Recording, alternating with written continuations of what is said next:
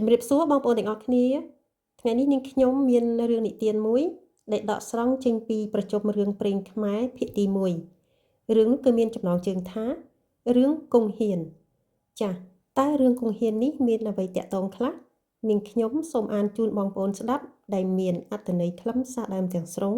ដូចតទៅចា៎រឿងគង់ហ៊ានគឺជារឿងព្រេងនិទានបុរាណមួយដែលដូនតាយើងបានសរសេរទុកសម្រាប់កូនខ្មែរដំណើរក្រោយដែលលោកចង់លើកពីបរិសម្នាក់ឈ្មោះគង់ហ៊ានដែលលោកពូកែខាងអួតក្អេងក្អាងខ្លាំងណាស់ដូចជាសត្វខ្លាកំណាចដែលភរិយាលោកទាំងពីរជាអ្នកសម្លាប់សោះតែលោកបែរជាអួតក្អេងក្អាងប្រាប់អ្នកស្រុកថាលោកជាអ្នកសម្លាប់ខ្លានោះទៅវិញចា៎ហើយនៅមានរឿងជាច្រើនទៀតដែលលោកអះអាងថាខ្លួនលោកជាអ្នកធ្វើចា៎តើរឿងនេះមានដំណើរយ៉ាងណាខ្លះទៅសូមបងប្អូនរីករាយស្ដាប់កម្សាន្តដូចតទៅរឿងគង់ហ៊ានកាលពីព្រេងនាយមានបុរសម្នាក់ឈ្មោះគង់មានប្រពន្ធពីរមួយឈ្មោះនាងអាំមួយឈ្មោះនាងគុំថ្ងៃមួយអ្នកគង់នាំប្រពន្ធទាំងពីរនាក់ទៅសួរសុខទុក្ខញាតិនៅស្រុកឆ្ងាយតាមផ្លូវទៅស្រុកនោះមានខ្លាសាហាវតែងដេញខំមនុស្សសត្វក្របីគោស៊ីតែរឿយៗអ្នកគង់បានដើរប្រពន្ធទាំងពីរនាក់ទៅដល់ព្រៃធំនោះខ្លាក៏ស្ទុះចេញមកដេញស្រែកសន្ធាប់តាំងពីចម្ងាយ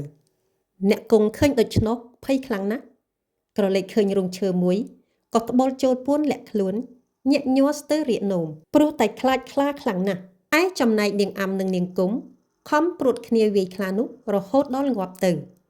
លុះអ្នកគង់ឃើញប្រពន្ធវាយខ្លាងាប់ហើយស្រាប់តែស្ទុះងើបមីនីចេញពីរូងឈើ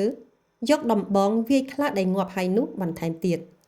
ឯប្រពន្ធទាំងពីរឃើញប្តីយកដំបងវាយខ្លាដែលងាប់ហើយនោះទ្រាំមិនបាននាំគ្នាបន្ទោសប្តីថា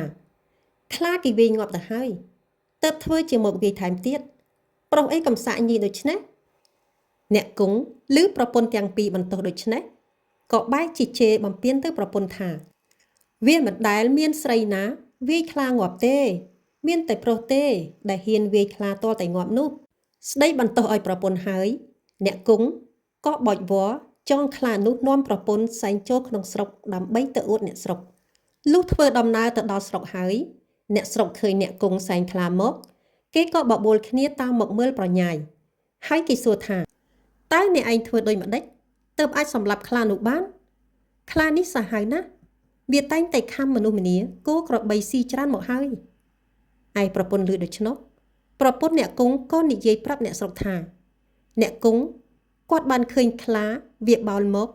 គាត់រត់ចូលទៅក្នុងរូងឈើចំណែកខ្ញុំទាំងពីរអ្នកស្រីនេះទេដែលពួតគ្នាវាយខ្លានោះតតែងាប់ទៅអ្នកគង់ឮប្រពន្ធនិយាយប្រាប់គេដូច្នេះក៏បញ្ចូលរំលោភប្រពន្ធថាមិនដែលមានស្រីឯណាខ្លាំងមកហ៊ានវាយខ្លាងាប់ទេមានតែប្រុសទៅខ្លាំងពូកែវាយខ្លាស្លាប់បានអ្នកគង់ក៏អួតបន្ថែមប្រាប់អ្នកស្រុកថាការដែលខ្លាវាស្ទុះមកខំខ្ញុំដាក់ស្នៀតកុនដូច្នេះវាយវានឹងដំបងដូច្នោះទៅវាងាប់តៃស្មឹងទៅហើយអ្នកគង់ធ្វើជាលោតបញ្ចេញក្បាច់គុណវាយខ្លាឲ្យអ្នកស្រុកមើលអ្នកស្រុកឃើញដូច្នេះក៏កោតខ្លាចអ្នកគង់គ្រប់គ្នាហើយក៏ឲ្យឈ្មោះថាគង់ហ៊ានចាប់ពីថ្ងៃនោះមកឈ្មោះគង់ហ៊ានក៏ចេះតែលឺល្បីពីមាត់មួយទៅមាត់មួយថាជាអ្នកពូកែចេះគុណវាយខ្លាស្លាប់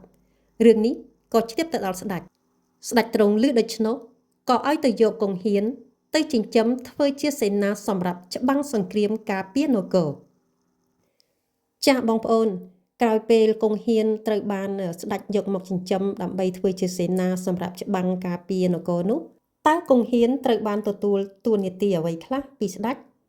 តើគង់ហ៊ានត្រូវមានកាតព្វកិច្ចអ្វីខ្លះក្នុងការការពារជាតិនិងទឹកដីដូច្នេះសូមបងប្អូនរងចាំស្ដាប់វគ្គទី2ដែលជាវគ្គបន្តដែលនាងខ្ញុំនឹងអានជូនបងប្អូនស្ដាប់នៅវីដេអូក្រោយទៀតនាងខ្ញុំសូមអរគុណសូមគោរពលា